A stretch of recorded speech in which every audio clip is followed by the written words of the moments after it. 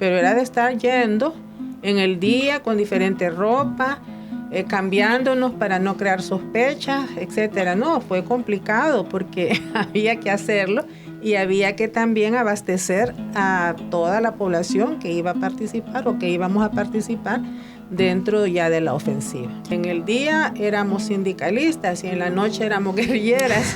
La Asociación de Veteranas de El Salvador y la Asociación de Mujeres Veteranas de la Guerra Civil de El Salvador presentan Caminos de Esperanza, voces y relatos que cambiaron la vida y la historia en El Salvador. Esta serie recopila momentos históricos y trascendentales de la Guerra Civil de El Salvador, contadas desde las voces, luchas y experiencias de mujeres veteranas con una visión intergeneracional para que sus luchas y experiencias se conozcan, generen reflexión y sobre todo para no repetir la historia. Cada episodio es un aporte al reconocimiento de la participación de muchas mujeres durante el conflicto armado y una contribución a la memoria histórica de nuestro país.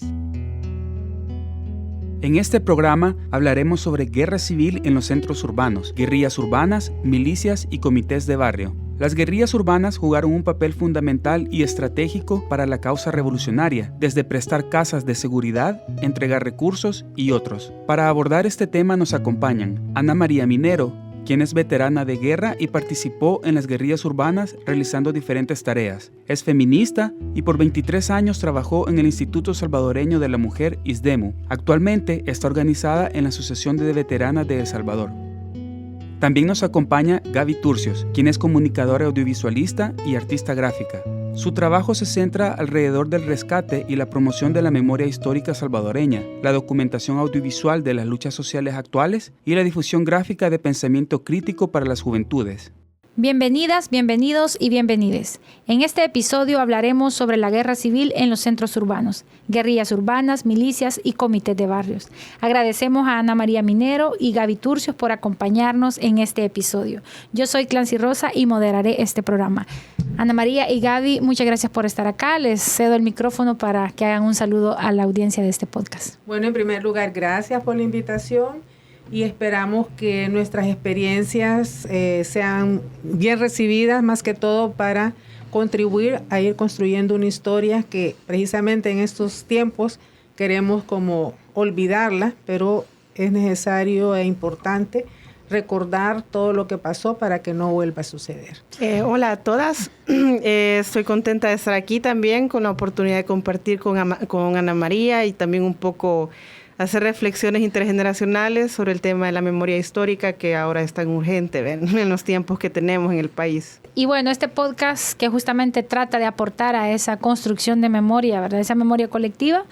Y con el tema que vamos a abordar ahora, pues el interés, ¿verdad? Es también conocerlo desde la experiencia, vivencias de las mujeres, ¿verdad? Que participaron también en la guerra y que muchas veces en estas historias oficiales y también las no oficiales, las mujeres muchas veces no están presentes. Así que, Ana María, quisiera que iniciáramos este episodio con que usted nos cuente de cómo fue involucrarse en la guerra civil, desde su experiencia, su vivencia, ¿verdad? Y cómo llegó a los comandos urbanos. Y personalmente también quisiera saber qué pasa con estas guerrillas urbanas, cuál era la diferencia, ¿no?, con las otras. Así que le dejo el espacio para que usted nos vaya contando. Bueno, yo me inicié, digamos, mi familia siempre participó. Mi madre fue de las fundadoras de Andes 21 de junio.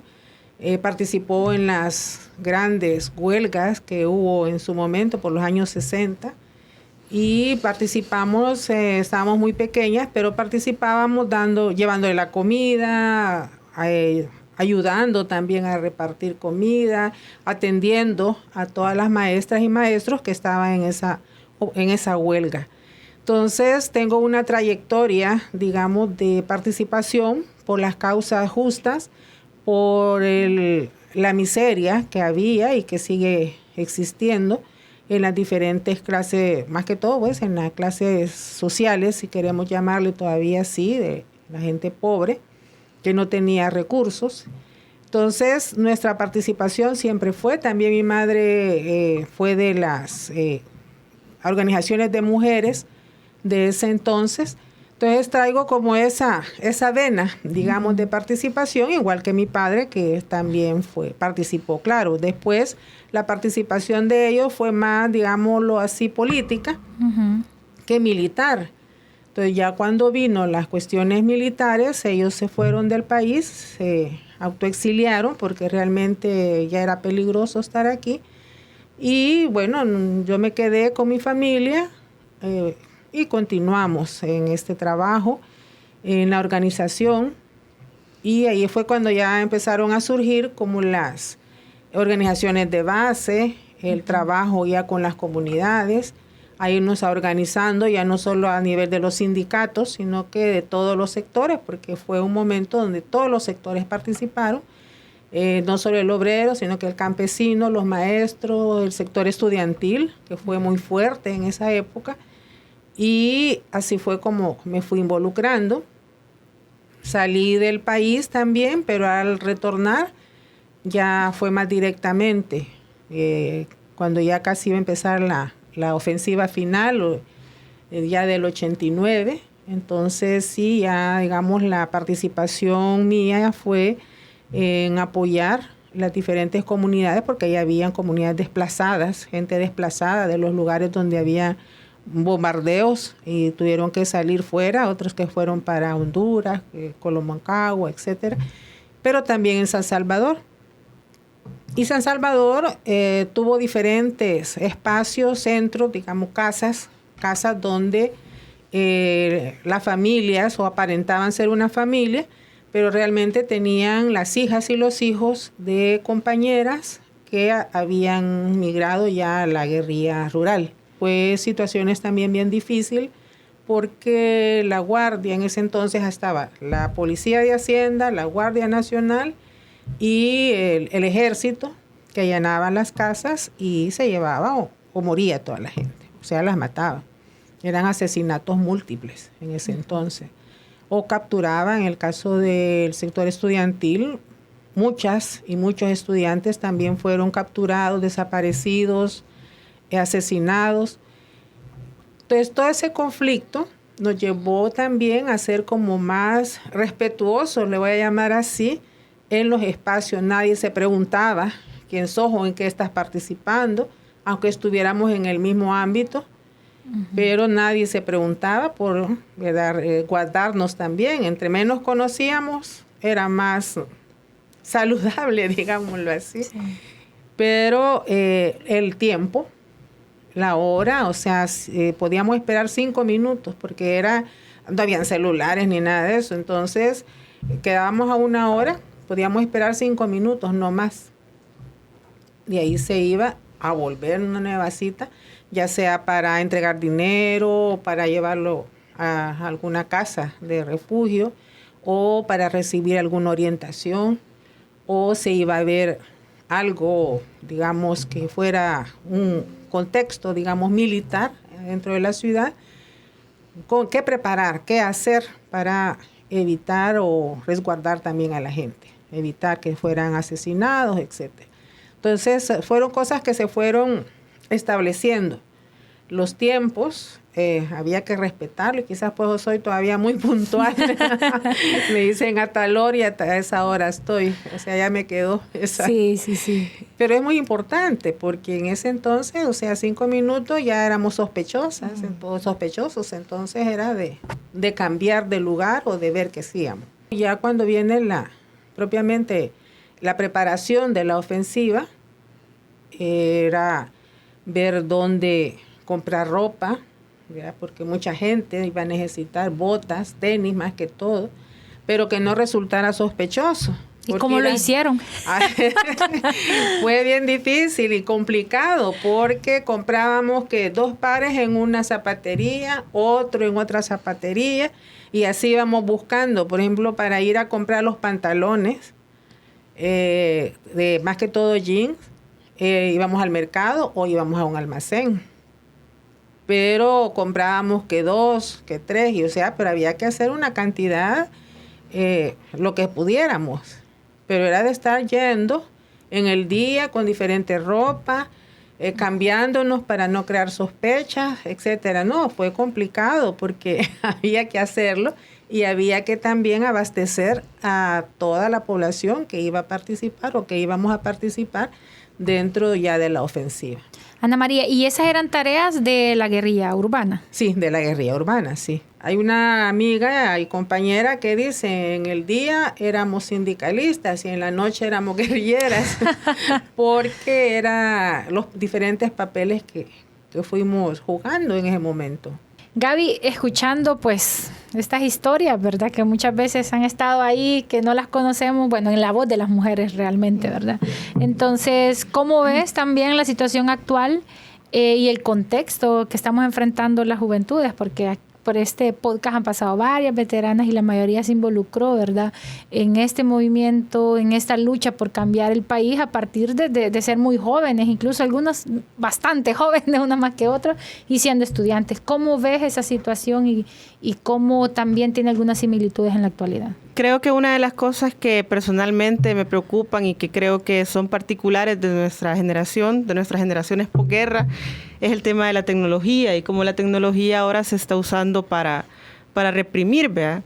Ahorita escuchando a Ana María, en aquel entonces también había como una posibilidad de hacer estas cosas un poco más clandestinas porque no tenías cámaras en las calles, ¿verdad?, identificándote todo el tiempo.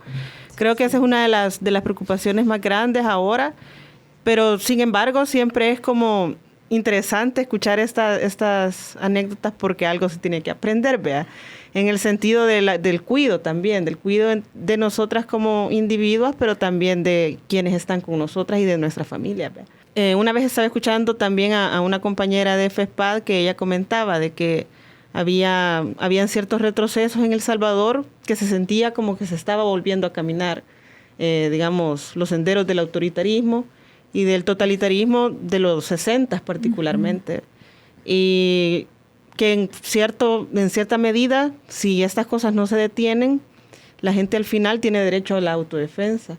Y no sabemos particularmente cómo se podría dar en estos tiempos, ¿verdad? Y hasta dónde podrían llegar esas consecuencias, considerando que El Salvador todavía no ha superado el conflicto. No hemos tenido como la oportunidad de trascender a eso, pues, y tener, digamos, políticas públicas que ayuden también a las veteranas y veteranos a superar esa situación desde el Estado, pero también sobre la garantía de no repetición. También preguntarle, Ana María, cuáles eran las implicaciones que había para las mujeres de estar en comandos urbanos o en estas guerrillas urbanas. La lucha feminista no estuvo presente en esa época de guerra. Entonces, ¿cómo era la situación para las mujeres en ese entonces? El papel de familiar no se podía desvincular, porque aunque estuviésemos en peligro, estábamos pensando en nuestra familia. Y si habían hijas e hijos pequeños, todavía más. Entonces había que resguardarlos, ver con quién los íbamos a dejar. Es más, en muchas familias los padres y las madres no sabían en qué andaba la hija. Uh-huh. Entonces no podía ir así, mira, cuídamelos por esto y esto, o sea, sino que era como buscar otras personas para que hicieran esa labor. Sin embargo, fueron muchas que... bueno, aquí te los dejo, ¿verdad? Y yo me voy, no tan así, ¿verdad? Pero, buscando el recurso de la familia, que era lo que consideramos, y aún ahora, que pueden estar mejor nuestras hijas y nuestros hijos. Entonces, las mujeres sí, siempre hemos tenido ese problema. Digo problema porque para los hombres, o sea, mira, no voy a llegar o me fui, y le mandaban avisar con alguien que ya no iba a llegar a la casa. O sea, sí pensaba en su familia, pero era más fácil salir o desprenderse. Y no era tan cuestionado como la mujer. Sí, y bueno, viene el cuestionamiento familiar, social, ¿verdad? Entonces, que las familias tenían que inventar, porque antes la mayoría que emigraba a buscar el sueño americano eran hombres, eran menos las mujeres, pero por lo mismo, ¿verdad? Y cómo inventar que ya no estaba la hija o la mamá de esas criaturas en la casa. Y eran situaciones bien complejas, porque para la familia era un problema cómo justificar que no estaba la mamá de esas niñas o niños. pues claro que sufríamos más en ese sentido, porque para el hombre era, no, se quedó con la mamá, ¿verdad? O se quedó con mi familia, pero eran y siguen siendo todavía más libres en ese sentido. Las mujeres estamos más atadas a eso. Y siempre, Ana María, dentro de la organización había como también algún temor que tuvieran siempre, o sea, porque muchas veces, bueno, actualmente, ¿verdad? Que es algo que también podemos hablar con Gaby, también pasa que a veces dentro de las mismas organizaciones también las mujeres han sido agredidas, ¿verdad? No sé cómo era en ese entonces. No, también. igual. Bueno, últimamente he conocido historias donde en las casas de seguridad que se hiciera seguridad ante la invasión del ejército, de la policía, etcétera, pero no la agresión, la violencia hacia las mujeres dentro de esos hogares. He conocido historias de que las mujeres fueron violadas, pues porque ella se iba con sus hijos o hijas a esa casa, y más que todo como aparentar que era la familia la que estaba ahí y el marido era el hombre que llegaba y que también andaba huyendo. Y a veces no se conocían, pero en la medida que convivían, se iban conociendo, pero las mujeres no necesariamente iban a buscar que ese fuera su marido real. Y para los hombres sí, o sea, era como ya tengo una mujercita aquí, ¿verdad? En sus palabras. Y era una cuestión que en muchas ocasiones hubo violaciones, y no solo a la madre, digamos, sino que si ya habían niñas de los 11 años para arriba y también podían haber sido violadas. Entonces son historias que no se han dado a conocer, que es difícil hablarlas, porque quien ha sido violada no puede expresarlo, digamos como yo lo estoy diciendo. Claro. Es más difícil por un montón de cosas, pues, que personales, familiares, de la sociedad misma. Sin embargo, sí hubo violencia hacia las mujeres. Y Gaby, sobre esto también, porque vos también lo mencionabas, ¿no? De que cómo podemos aprender de las experiencias, ¿verdad? Y de toda esa lucha y pues de todo lo que pasaron esas mujeres como movimientos actuales, pero a veces sucede también actualmente que cuesta, ¿no? Los movimientos mixtos, justamente porque esas violencias que hubo en el pasado también siguen estando presentes. Creo que es un mal que todavía se arrastra, vea, el hecho de que cuando suceden agresiones contra las mujeres organizadas dentro del espacio, se trata como es un tema a puerta cerrada, vea. Hay que lavar, como decían ahí unos compañeros, lavar la ropa en casa. Y no, pues sino querer abordarlo de una forma seria, como es el tema, vea, que estamos hablando de la dignidad humana, la dignidad de las personas. Pero cuando suceden cosas así, esas situaciones de agresión en las organizaciones, la dignidad de las mujeres, ¿verdad? No importa. Entonces, estamos más que todo diciendo discursos de grandeza, ¿verdad? De dignidad, de humanidad, pero cuando hay que defender también los derechos, incluso de tus mismas compañeras, ¿verdad? Y tener que decir, este hombre es un agresor, era mi amigo antes, pero es un agresor, y hay que expulsarlo, porque a veces, o sea, es complejo, ¿vea? Intentar como casi maternar, como que te obligaran a maternar al agresor, ¿vea? De que hay que comprenderlos, que no sé qué, ¿vea? Pero ahí entra también lo del espacio seguro, ¿no? Cuando hablas de la expulsión, porque a veces se cuestiona mucho eso, ¿no? Pero si ya no, esta persona ya no hace que sea un espacio seguro para las mujeres. Así es, Y de hecho por eso es de que cuando son organizaciones mixtas y hay mujeres, las mujeres se tratan como casi como trofeos, de que no somos agresores porque aquí ves que hay mujeres, ¿vea? También en nuestra organización como que eso fuera, ¿vea? Pero internamente pasan un montón de cosas que por no afectar la agenda, ¿vea? No se dicen y no se tratan tampoco. Ana María, ¿cómo todas esas historias también que están pendientes? O sea, no hace mucho fue la guerra en realidad, ¿verdad? Pero digamos... todavía estamos vivas algunas y podemos contar. Claro, pero hablábamos y se ha hablado mucho de los silencios, ¿no? Que a veces estos silencios que por supuesto lo que mencionan, dolorosos por todo lo que pasó, y justo cuando usted comentaba como esto de la violación, yo pensaba, claro, porque... Incluso ahora seguimos cargando con que si una compañera es abusada, por ejemplo, se sigue culpando a ella. Y ahora, con todo el contexto de la guerra, ¿cómo no iba a ser de esa forma? Digamos que ahora por lo menos hay más discursos y más acción feminista, pero ¿cómo podemos entablar esas conversaciones entre veteranas y mujeres jóvenes, incluso en movimientos mixtos de juventudes y de organizaciones sociales? Porque la verdad es que no podemos decir que esto se haya superado en la actualidad. Recientemente se ha iniciado un trabajo precisamente con mujeres veteranas por parte de las 2 asociaciones de veteranas, valga la redundancia ahí, pero hemos encontrado un montón de mujeres que todavía lloran por lo que les pasó hace, 30 años, y todavía lo andan cargando, o sea, como que ayer le pasó, y eso es doloroso, porque quiere decir de que toda su vida, todo este tiempo ha estado con ese dolor. Sí.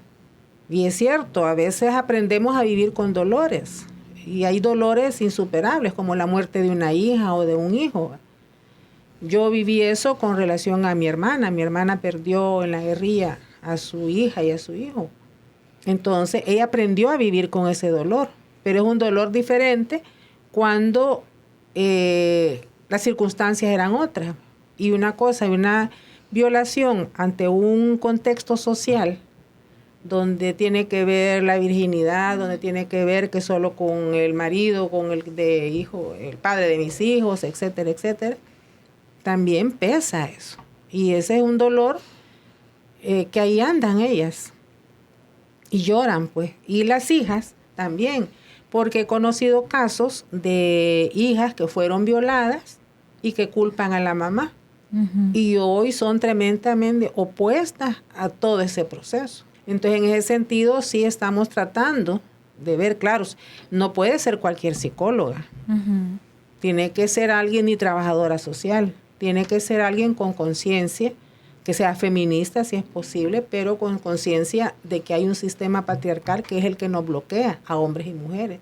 Entonces, romper con eso es bien difícil, porque recientemente también nos dimos cuenta que la asociación esa de veteranos está dando jornadas de psicológicas, pero les dicen no pueden hablar después o antes de 3 años. O sea que de 3 años para acá lo que les pasó a las veteranas. Y si el problema que venimos cargando es de muy atrás, entonces ¿cómo limitan un tiempo para poder superar cosas que ha venido cargando durante, una gran cantidad de tiempo?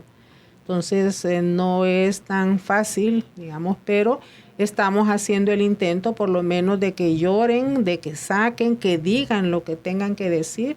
No importa lo que sea, nadie las va a juzgar. Ana María, y ahí, ya que usted lo mencionó las asociaciones de veteranas, y yo tengo esta pregunta que se la hemos hecho a algunas de las compañeras que han pasado por este podcast, y es porque pasó tanto tiempo que no existían como asociaciones de veteranas de mujeres, ¿no? Existieron como veteranos y un espacio súper masculinizado, ¿no? Donde se hablaba, pues, otra vez esa figura del guerrillero que es un hombre, ¿verdad? Ajá. Y donde no cabía como la imagen de la mujer. Entonces, ¿qué las motiva a ustedes después de tanto tiempo también organizarse como veteranas? Bien interesante, porque creo que las que iniciamos este proceso somos mujeres que hemos estado siempre organizadas en algo. Fuera de lo que fuera, sí, mujeres feministas, muchas, la mayoría. Hay otras que no, que fueron conociendo en el transcurso de este camino, fueron conociendo realmente cuáles eran sus derechos. Y eso contribuyó mucho a que nos organizáramos. Y dijimos, sí, hay una asociación de veteranos. Y si ahí están las mujeres también. Si estamos hablando de derechos humanos y son para todos, que no sé qué, que no sé cuánto. Pero realmente al asumir nosotras ya como una posición feminista, ahí no están nuestros derechos. Hemos sido mujeres que sí ya venimos, digamos, como una trayectoria de organización, y eso dijimos, no es posible. Nosotras en la que yo pertenezco nos dimos cuenta de que existía la otra asociación porque al ir al Ministerio del Interior nos dijeron que hay una. No porque no sabíamos, que estaba la otra, ni las otras de nuestra existencia. Entonces fueron como 2 vertientes. Sí. Ahora estamos trabajando unidas en todo. Cada quien va a irse desarrollando como en su trabajo, ¿verdad? Cada quien, o sea, pero estamos haciendo muchas cosas en conjunto. Y creo yo que hay un momento en que si estamos viendo solo para nuestro lado, decimos, ¿y la otra asociación? Integremos, ¿verdad? En esta actividad o en este proceso, en este proyecto. Entonces, sí, no fue fácil, porque empezar a quitarnos, a despojarnos también de esa militancia que teníamos a una diferente. Para una fue más fácil, para otra fue más difícil, pero sí había que despojarnos de eso. Es más, yo invité a varias mujeres para que se unieran y no, o sea, ya está la asociación y ahí estamos también nosotras las mujeres. Pero la junta directiva solo es de hombres. Las decisiones son masculinizadas. Y entonces, pues, o sea, sí. Entonces sí ha sido un proceso y sigue siendo un proceso. Yo tengo una pregunta. Sí. En el tema de esas dos asociaciones de mujeres veteranas, ¿tiene alguna relación los frentes donde estuvieron o no? Sí, de la conformación. Bueno, yo asumo y me da alegría saber que en la que estoy yo es más plural, porque no se dijo solo las de una organización. No sé si las otras lo hicieron, pero sí es solamente de una asociación, de un partido, digamos, dentro del FMLN, que están ahí, solo hay de esa organización. En la nuestra no, habemos de diferentes. Sí, justamente eso le iba a preguntar porque me generaba la duda sobre qué convoca, ¿no? Porque si te convoca como la organización a la que pertenecías, o en el caso de ustedes que son más plurales, ¿qué es lo que las convoca y qué es lo que están moviendo? El interés de las mujeres de luchar por nuestros propios derechos, de por reivindicar aquellas cosas que perdimos durante la guerra, rescatar toda esa historia, rescatar que también fuimos valientes. Yo antes no lo decía, pero hoy sí, ya lo puedo decir. O sea, yo me siento con la capacidad de decir, fui valiente al meterme en eso, al meterme en todo ese proceso. Están resignificando, digamos. Exactamente, esa es la palabra. Bueno, lo personal, si yo me involucré y tuve, digamos, de mis hijas, que las dejé al cuidado de mi familia, de mi madre y de mi padre, pero porque yo estaba aspirando una vida mejor para ellas. No para mí solamente, sino que para ellas. Entonces, eso también creo yo que es ese desprendimiento, ese rompimiento de esa línea maternal. Sí. Es también de valentía. Así es. ¿Verdad? Entonces ya con mis principios, digamos, feministas y mi trabajo, el que hemos tenido también dentro de la Asociación de Veteranas, me ayuda también a decirlo. Justamente a veces pasa eso, ¿no? Que las mujeres nos metemos en un montón de luchas y a veces hay unas que nos están atravesando más el cuerpo y la vida y no estamos ahí. Y esto pasa a veces en las reflexiones también que hacemos en algunos colectivos, ¿verdad? Como las luchas de lesbianas, por ejemplo, que a veces sabemos como feministas estamos en un montón de luchas que nos convoca el feminismo, pero, por ejemplo, no estamos en una lucha y en una agenda de lesbianas, ¿verdad?